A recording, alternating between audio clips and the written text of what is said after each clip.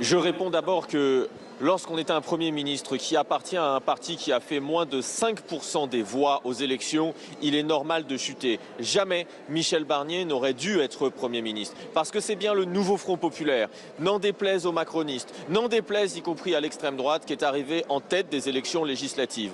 Et que lorsque l'on a un gouvernement qui est nommé, qui ne correspond pas aux résultats des urnes, eh bien nécessairement ce gouvernement tombe. Ce soir, ce sera chose faite. Mais le problème ne sera pas réglé. Parce que, et nous sommes nombreux et nombreux désormais à le dire, le problème se trouve bel et bien à l'Élysée. Les Françaises et les Français ne veulent plus d'Emmanuel Macron, ne veulent plus de sa politique qui les fait souffrir depuis désormais 7 ans. On a 11 millions de pauvres dans ce pays. Donc oui, pour débloquer la situation, d'un point de vue institutionnel, il faut que Macron s'en aille et qu'il puisse y avoir une nouvelle élection présidentielle.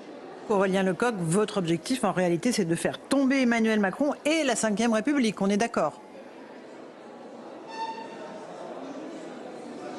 Mais je crois que c'est naturellement l'étape d'après.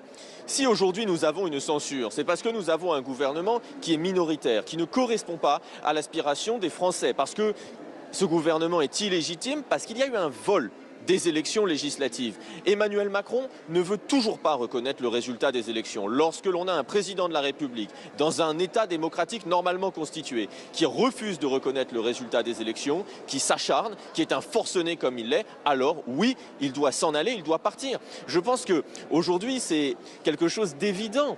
Pour débloquer cette situation, si nous avions une élection présidentielle demain, les Françaises et les Français pourraient trancher les grandes questions politiques qui ne peuvent aujourd'hui pas être tranché par Emmanuel Macron puisqu'il est minoritaire à l'intérieur de ce pays.